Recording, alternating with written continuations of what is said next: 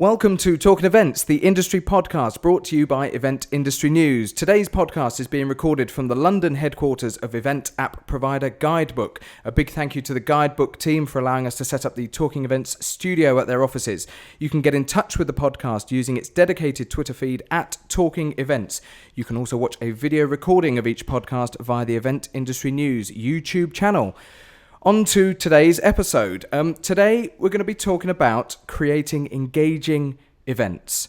What is engagement? Why do we even need to discuss it?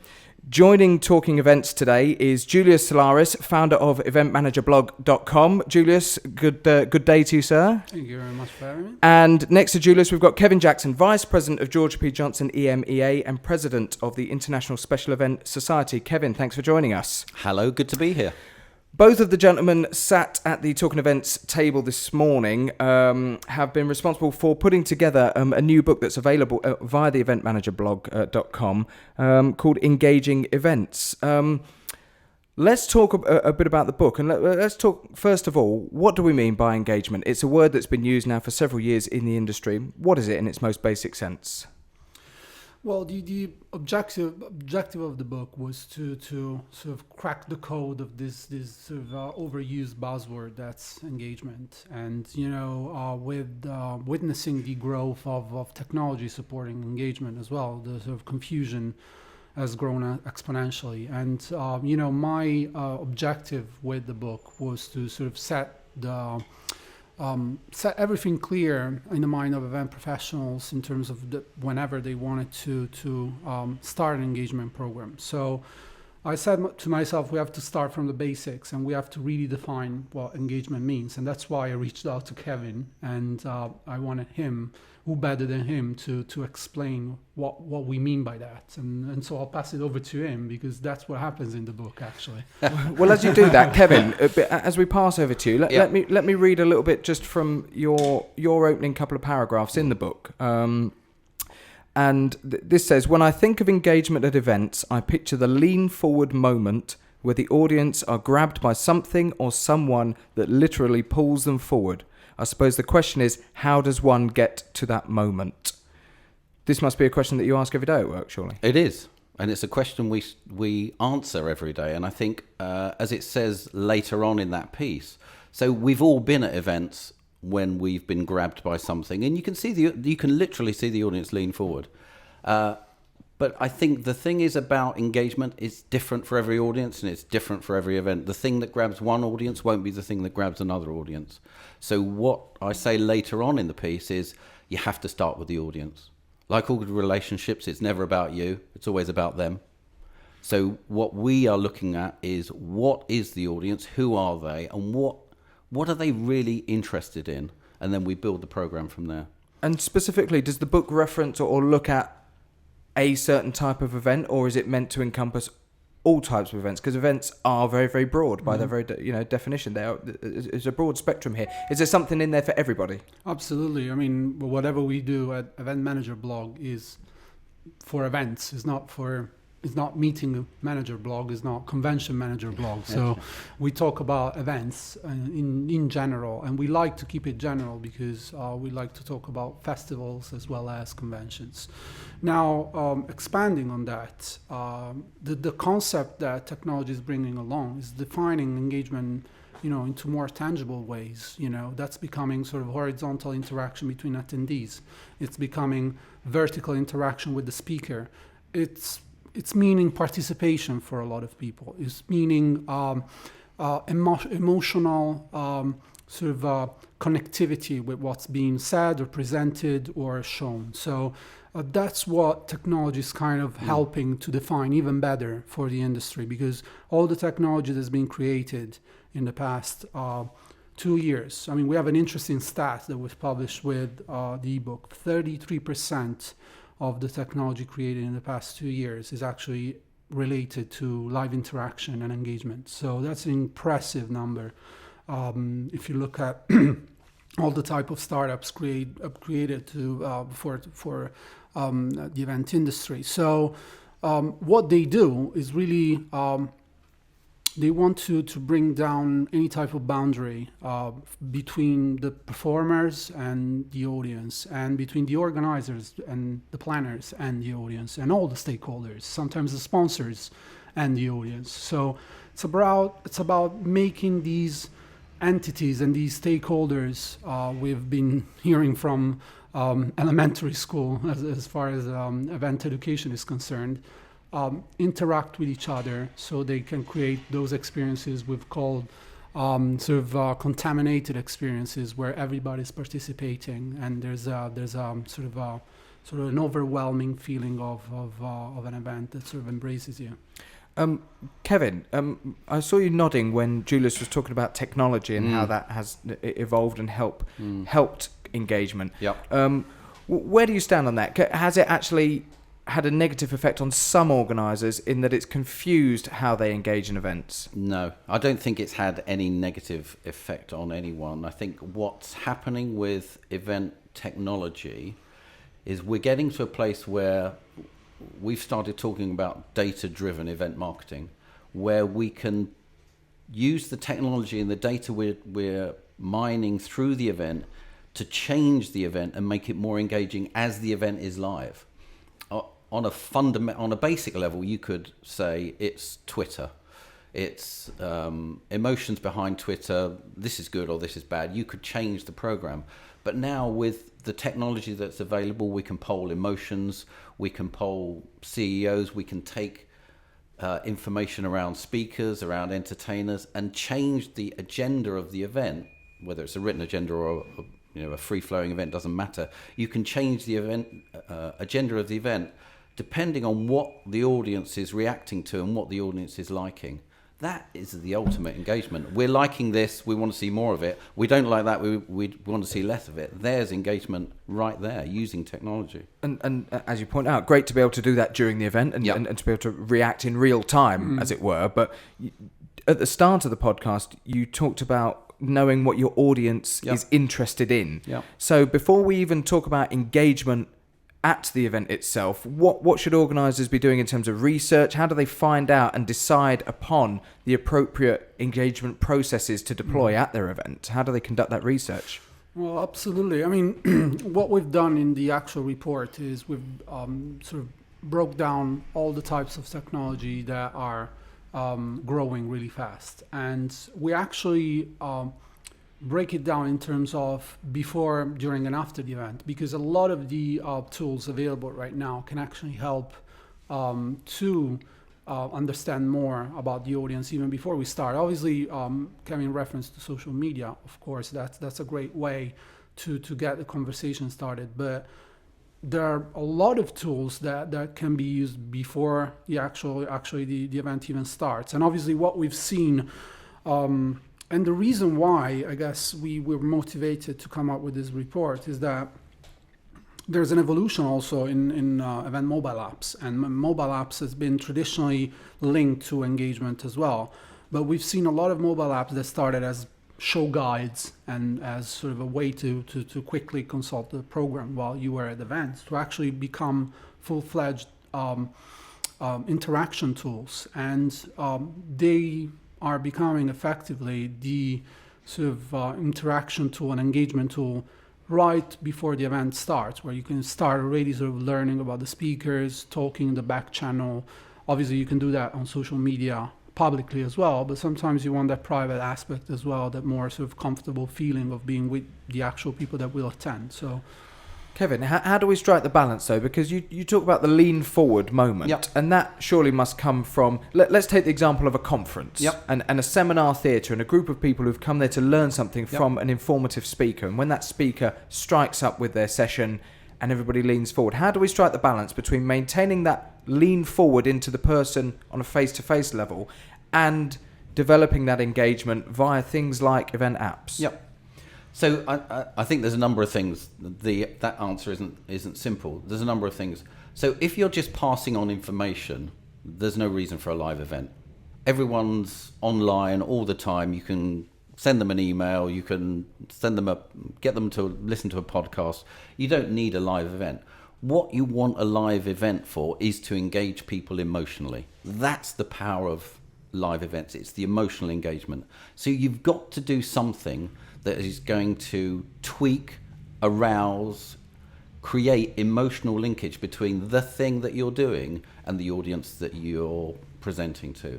So in any conference, you need to know who the audience is, what they like, what they don't like, what turns them on, what turns them off. And we have a very simple process at GPJ to get to that position, which is what do we want the audience to feel, emotions, what do we want the audience to think, what do we want the audience to know, facts, 3 facts, and what do we want the audience to do as a result of doing the thing we're going to do to them.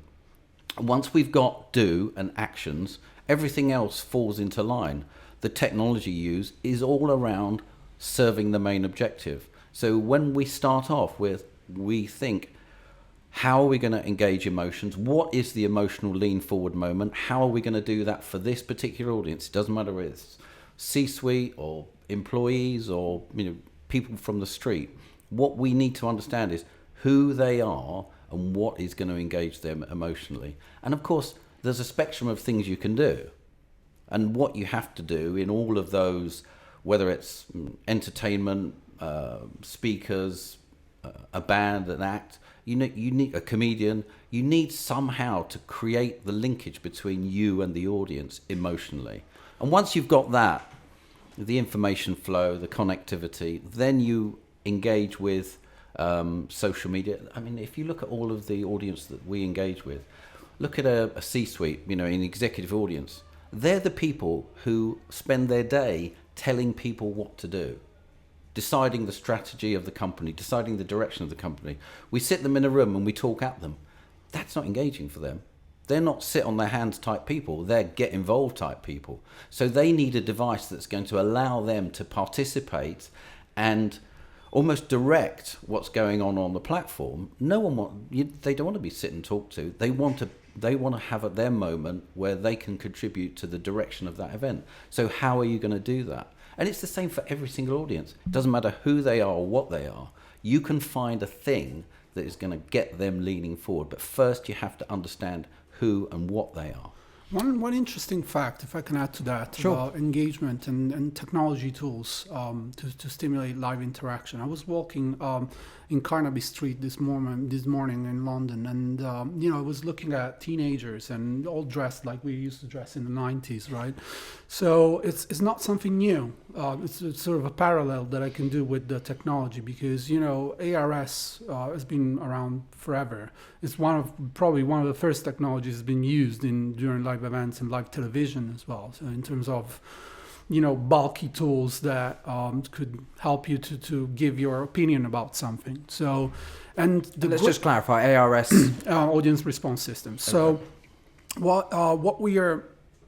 The great thing about that is that there is a great wealth of research that supports the use of these tools during within an education environment, but also within more entertainment-related environments. And what we've analyzed is 5 major benefits that are science-backed and that support the use of technology during live sessions. So you were making an example of a conference.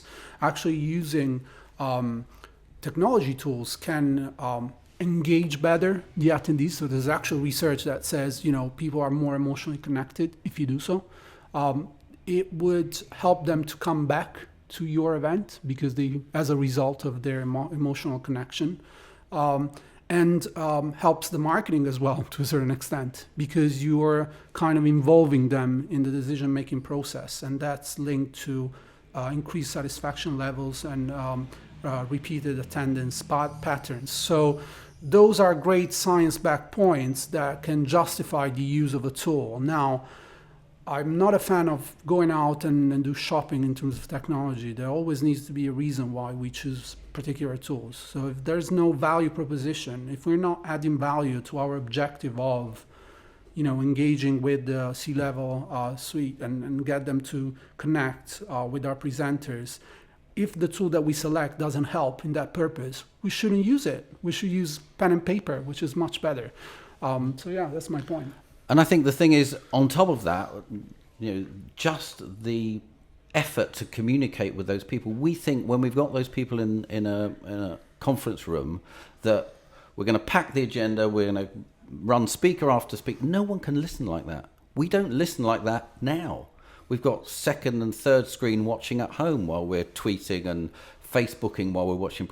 Why is the audience any different? They're not. They can't concentrate for hours on end. Break them after 11 minutes. Don't have the finance director talking charts. If you're always looking from the audience perspective, what are they going to find interesting? Then there are certain things that you don't want to do because it's not going to be good for the audience. Yes, you have to cover those subjects, but you can find a more interesting and engaging way to do it. Well, let's bring in another element of the book, and this is actually one of the opening elements of the book that you wrote, Julius.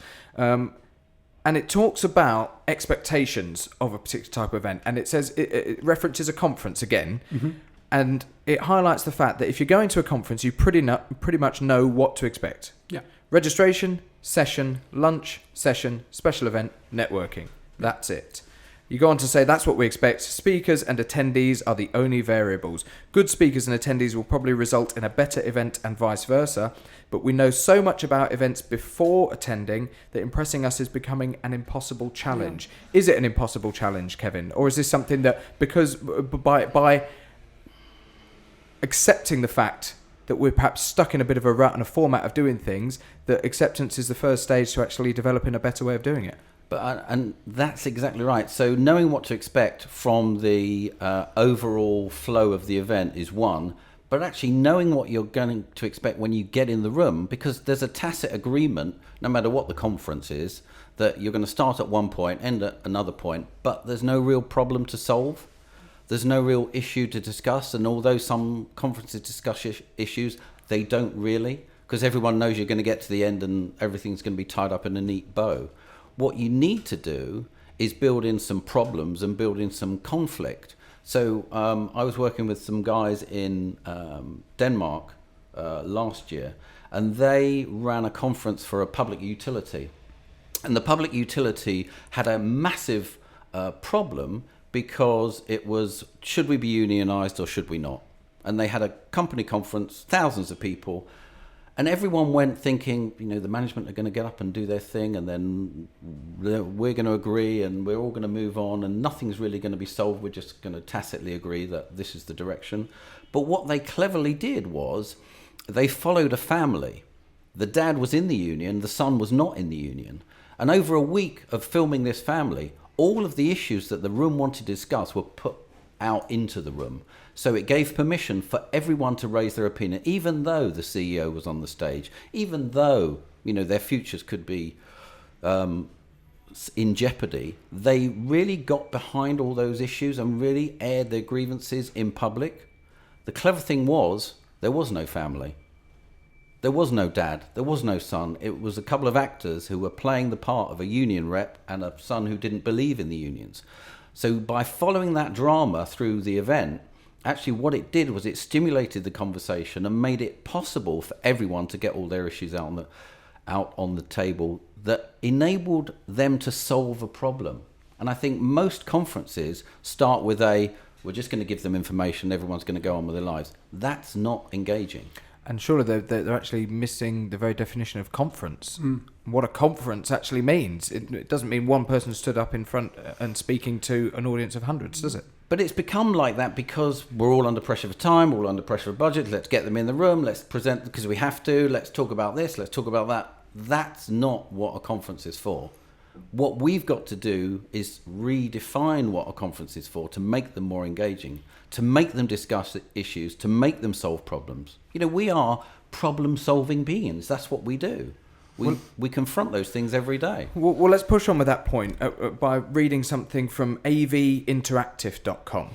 And this is something from their website. Top-down communication is out. Sharing and engagement are in. That's the awkward message just reaching the flourishing events market. So there's plenty of repositioning for both clients and suppliers to undertake. Event organisers used to spend considerable time and effort reminding audiences to turn their mobile phones off during the sessions. Now they spend this time and effort asking the audiences to leave their phones and tablets on. Download the event app and their hardware to comment on the proceedings. So it's a complete shift, isn't it, really? Yep. Even from 10 years ago, in a decade, we've gone from telling people to sit there silently and turn everything off and pay attention to actually moving them in the opposite direction. I'm always kind of cautious when we talk about shift, because I mean we have to frame that in the best possible way, and that sort of schedule, like the opening session, the break, and then the session. That's the real reason why I started to write about events, because I was upset about the usual things all over again, and a lot of new models came in. A lot of new ways to do conferences. We've seen the unconferences, we've seen the bar camps, we've seen a lot of new ways of the fish bowls. But I mean, it's great. But we like Christmas because there's a Christmas tree, with presents. We don't want to see a huge pineapple with a star on top because it's not going to be Christmas anymore. So to a certain extent, we feel comfortable with a little bit of having the boundaries. We are creatures of habit. Yeah, because we're used to that, and it's not necessarily all bad. It can be good, but we need to respect the way we learn. So Kevin was making a point about keep them there for 11 minutes and then pass to something else, because we have to respect the fact we learn in a certain way. Now we've been, as event people, as event professional, I think we're too nice of a category. We try to be nice with everyone. So we've been trying to please sponsors, speakers, almost everyone we work with, and we forgot about the very first recipient of our efforts, was the attendee. And we have to respect the way they learn, the way they interact to each other. And if technology can help to shape that in a better way, we can still have the same format, but once we get to the session, it's going to be so cool that I'm going to remember about it. I'm going to talk about it after the event is over. I'm going to be so engaged with the speakers and all the performance and my fellow attendees that it's going to be the only thing I can talk about when I get back home. So that's a good reason enough to attend events, and that's what we have to aim for. Convincing people to take phones on, or convincing people to do things outside of their comfort zone. If they're not doing it by themselves, why should we force people to do that? So there always needs to be a why we're asking. So that's my point. There's no universal nature. There's no things that times are changing. There's more like we're aware of what is happening, and this is how we're empowering it by delivering value. That's what I think.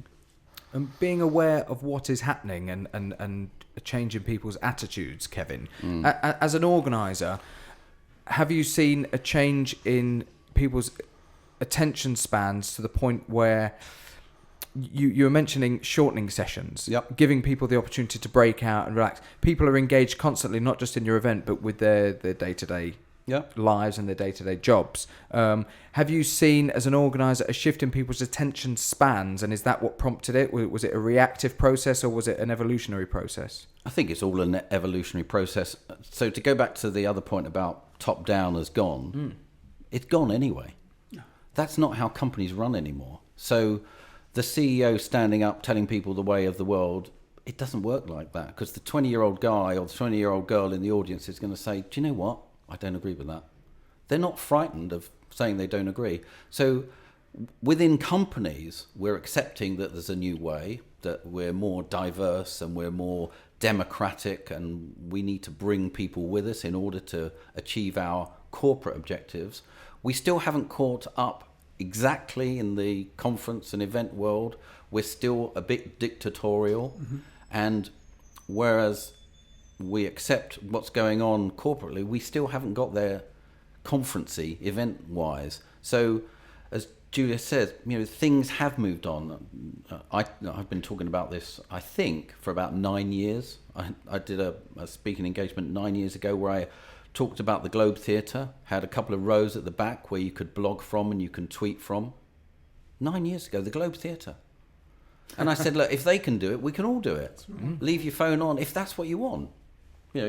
And giving people the option to choose. Is that what it's about? Is it about choice and accepting that everybody has their different preferences now, how they choose to engage, and giving people the option to do that? Probably they're going to kill me for saying this, but I think we live also in a kind of we have a kind of a schizophrenic tendency to planning the events. And that came out from the research, that we've done, because with the first bits of the ebooks are actually come from a research that we've done with 1,000 people responding. So quite a substantial sample from all over the world. And, they said that 80% of them basically said that they're happy with the speakers. And 80% of them said that the attendees either want more interaction with the speakers or they don't know. So how can you put satisfaction with the speakers with attendees want more from the speakers? Yeah. So there's this kind of black hole of not knowing really to begin with what attendees want. And to say, okay, I've called like a great keynote and I'm happy with my program because it's going to attract people. And, we're happy about it because the keynote has performed at keynote level, but probably the attendees don't want that. So we have to kind of start matching the needs with what we decide in terms of speakers and performers.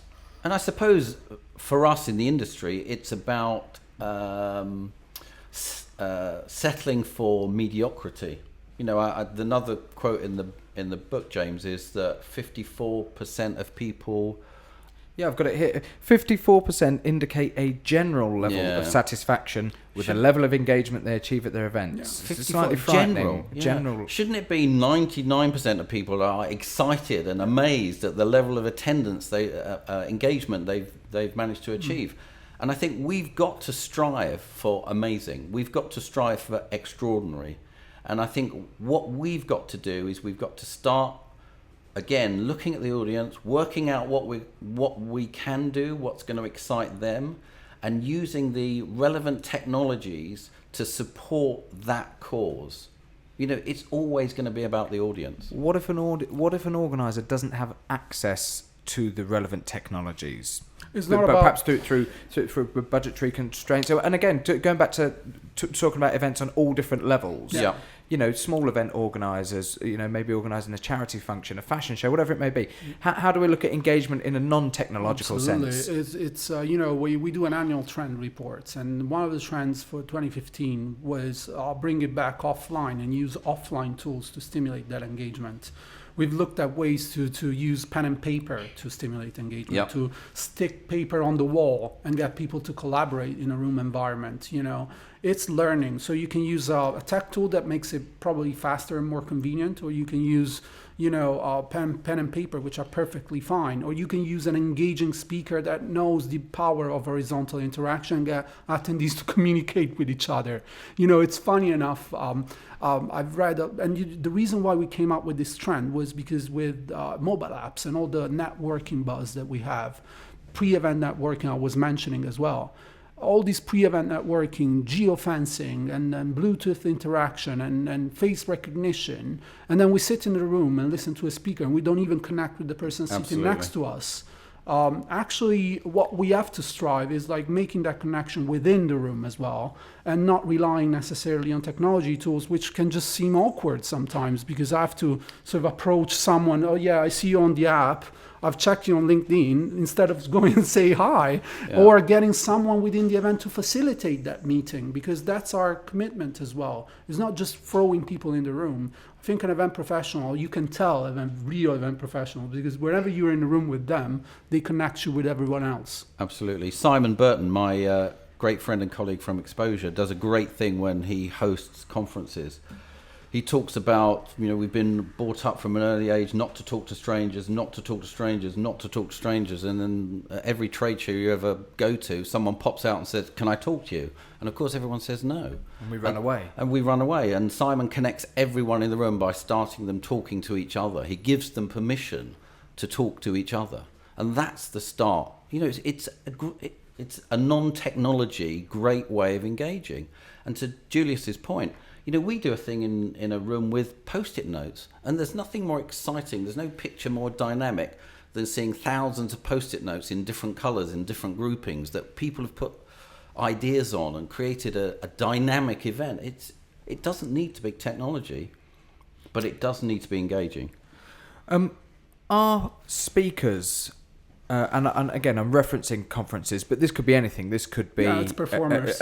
Performers, whoever is up there, the organisers seeking to engage their audience. Are they grasping the fact that their sessions should include opportunities for engagement? And how hard are organisers working with their performers to push that message? So everyone who knows me is going to groan when they hear this. I'm speaking at 24 conferences this year, the biggest of which is in Austin, Texas, 9,000 people. Yeah. But in all of those things, I'm doing my own thing. Yeah. No one's telling me, I mean, they're giving me guidelines and they're showing me what they want me to talk about, but it's really down to me. And what we don't do with speakers enough is audition them. Are they good speakers? They might know their stuff, but are they engaging? Are they going to be exciting? Have they got a performance? What is their content? Let's have a look at it. Mm-hmm. Let's work out what we can do as event professionals to aid that guy who isn't an event professional to make it more engaging, to create some interactivity, to create some moments of impact. You know, you don't always need to be highly impactful and highly engaging, because you can't live like that. You can't rush around on a high forever. There has to be emotional highs and lows during the course of the event and during the course of every presentation. So let's work out what those are and how we create those moments of impact, and then how we land that, how we get the audience to understand what we've just talked about, how we capture that so they can do something about it, and then how we go again.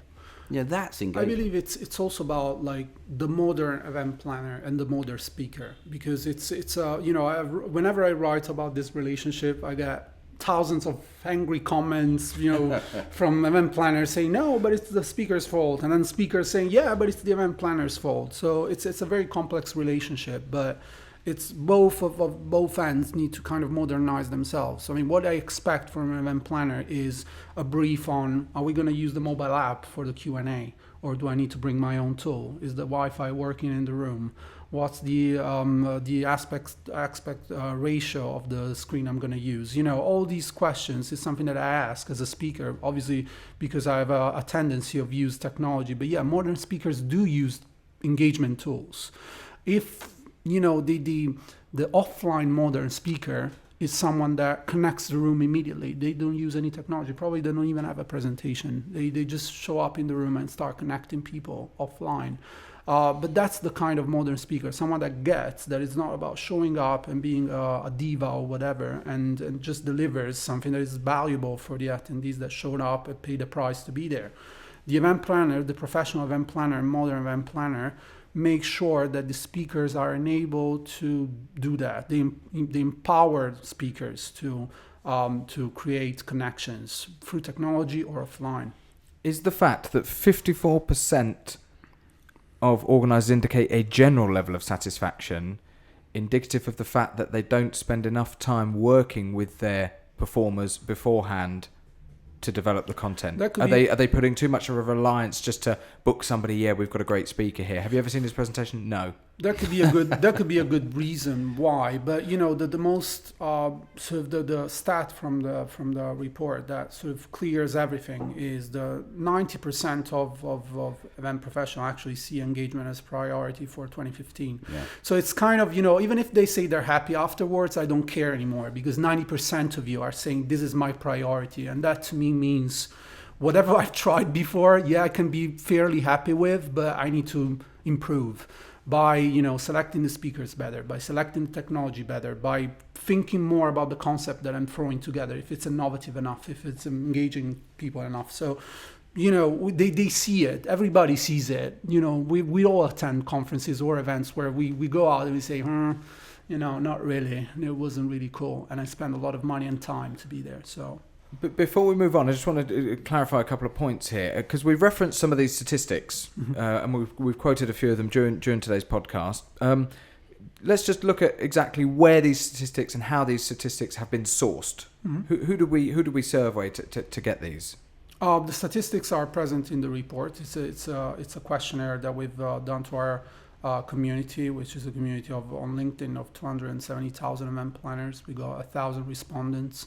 We try to qualify them in terms of people planning events, actually. So we disqualified anyone not planning events, and suppliers, obviously, as well.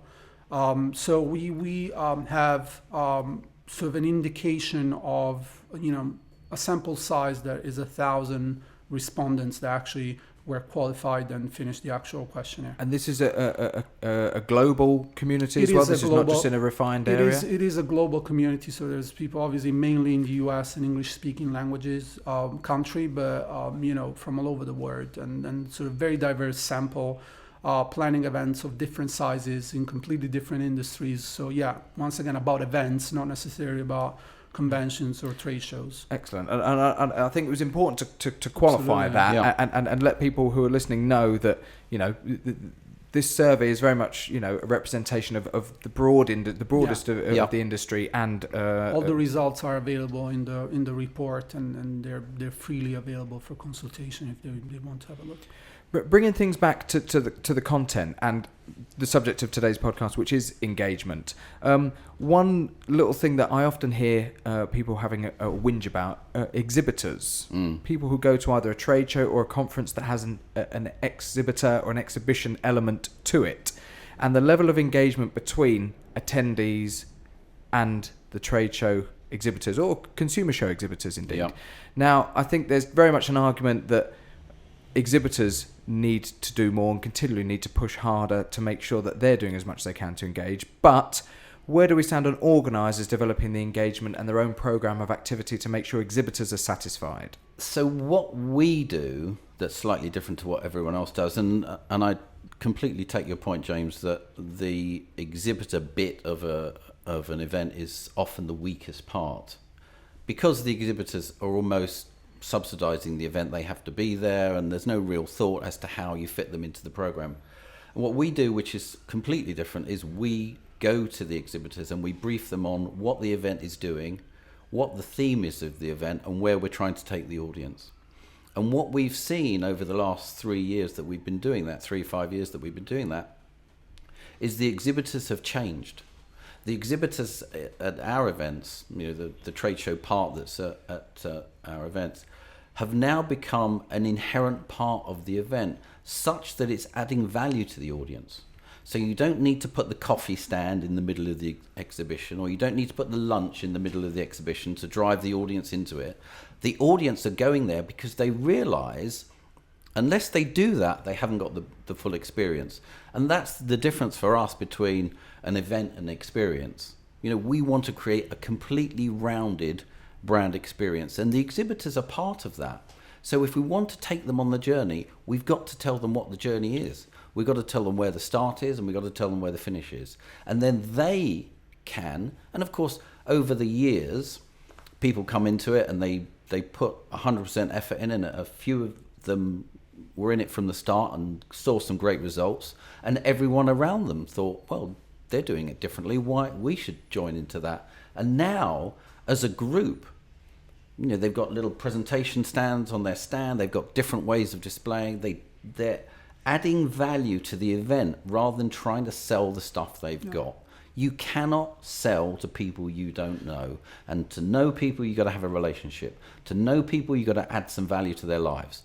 That's what the secret to exhibitors, trade show exhibitors at events is. I don't think there's a problem with exhibitors. I think there's a problem with exhibitions and trade shows. But it's not a problem necessarily. It's a good evolution that they're having right now, because obviously, as we were making the parallel with sourcing content online, and sort of why should I attend a conference if I can find content online and just be there and find whatever I want, from the comfort of my home or my office. Why should I go to an event if there's no reason to connect? So the same thing is happening with trade shows. Even more so, because why should I choose to buy something based on attending whatever, a very noisy place where some salespeople are going to shout at me and trying to convince me to buy their product that is going to be freaking expensive for us. So, while I can stay at my home and compare and search and find a lot of background information why, I don't know, Guidebook is better than Double Dutch or vice versa. Sorry if I make the sort of connection here, but it's that, right? Why should I trust, someone that is obviously there to sell, as opposed to do my research online? So obviously, there's a reason to be there. There's a reason to connect face-to-face with a brand and learn more about that. but it's not the traditional reason why we attend the trade shows Absolutely. because we used to attend trade shows because there was no other way to get in touch with these brands and actually learn about the new cool things. With content marketing and all the commitment that brands are doing online, the lead funnels are completely changing, and so trade shows have to change as a result. That's why we've seen models such as what we call the confibition, so where there's a strong element of content with the exhibition, and content and the exhibitors are sort of mingled together, and then big content announcements are made during exhibitions. Exhibitors really strive to deliver value through their participation in the event, because what exhibitions are becoming, they're becoming the opportunity for brands to actually show the commitment they have for their customers, not just to show up and show off, but to really help that conversation. So I talk about sales all the time, and I talk about sales in context of exhibitions because we do lots of them. And the stat I love about sales is 80% of salespeople never follow up a call. So of all the connections you make at a trade show, 80% of those people say hello and they never go back to them. But 64% of buyers only buy between the 5th and the 12th engagement. Now, what that's saying to me is, one, you've got to try harder. And two, 5 to 12 is a relationship. You can't keep saying, I've got this product, it's this price. I've got this product, it's this price. Have you seen our brochure? 5 to 12 is you need to add value. You need to find a way of understanding what they're looking for, and you need to find a way of your product or service or company adding value to their lives, because you've got to have at least 5 or 12 contacts. That's a relationship, and you can't do that shouting at people from the aisle of a trade show. Absolutely. I'm following sorry if I interrupt, but following this train of thought, which is so relevant. If we think about this multi-channel sort of touch point based experience with brands, face-to-face is going to be probably the most important encounter we have with the brand, because it's going to be the touchy-feely one. I've witnessed the rise of the rise of virtual events, and everybody was so concerned it's not going to happen anymore. All of a sudden, events are the monetization of the music industry, because they don't have any other way to monetize. So we know that events and face-to-face, with all that tension building up online of encountering people and meeting people online, so we know each other, we feel the need to meet at some stage. So that encounter there is becoming so important in that sort of the sort of multi-touch sort of experience, multi-channel experience, that we can't spoil it to really go there and sell it. The experience is the marketing. I've been saying that for 10 years. The experience is the marketing. There's nothing else. And if you look at the way advertising is going, some advertising is even filming experiences and putting those out there because they know the emotional connection. The world has changed. We're not looking for awareness. We're looking for relationships. Brands want relationships with their audiences. It doesn't matter what brand you are and what audience you've got. You need a relationship. That's how you sell. Which essentially means that when we're talking about engagement, and I'm going to ask this question, does engagement equal success? Just because you've engaged them at the event doesn't mean it's a successful event. But if we're talking about building relationships, what we're essentially then saying is that we're not just engaging them before and during the event, but we need to be engaging them on an ongoing basis. Absolutely. And that's for organisers to take to any event. But I think that's the future of the experiences. The experience is the marketing. And to do that, you have to have a pre, during and post. You need to have campaignable thinking. That isn't just the theme of the event, it's a communication platform. We're lucky in the event industry. We own our own media. We are Rupert Murdoch, not Richard Murdoch, he was a comedian. We're Rupert Murdoch. We create our communication channel. So we're both channel and content. So we build our events, and that gives us a power. Because we're connected to our audience, we can see them coming in, we can see them going out, we know what they experience. Then we fill that vessel with content that is or isn't engaging, but then we've got to do something with them. So we've got to create better channels, we've got to create better, more engaging content, and then we've got to do something with that engagement so that we can keep the relationship going, so that there's a business benefit, whatever that business benefit is.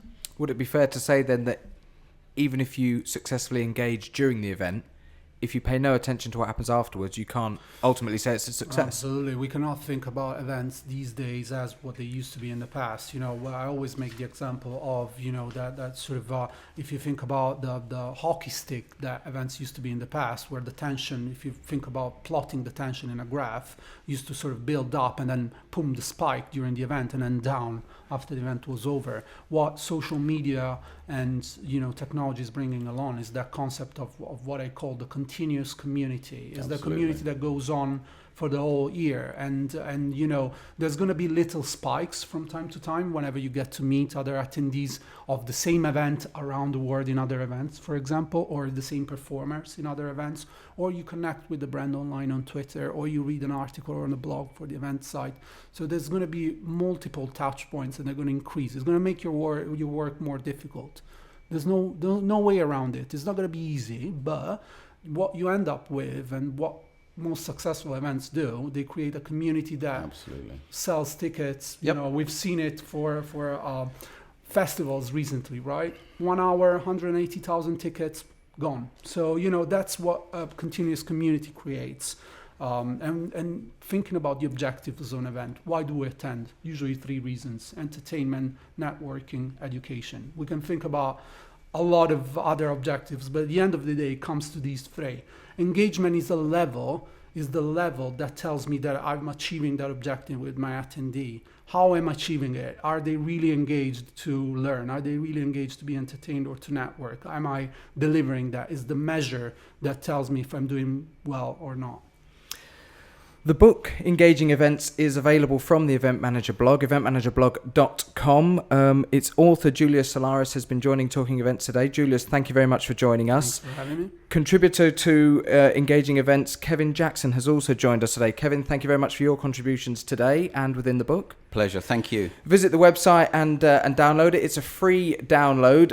I think in terms of looking at marketing, which is something that you mentioned, Kevin, and how events are marketed, and looking at the vertical streams, that's perhaps a subject for another podcast. If anybody has got an opinion on today's podcast, their own opinions on engagement, how they do it, what their thoughts are, is it just a buzzword? Get in touch at Talking Events is the dedicated Twitter handle. Don't forget that you can also watch a video of this particular podcast downloadable from the Event Industry News website and viewable on the Event Industry News YouTube channel. Thanks for joining us. This is Talking Events.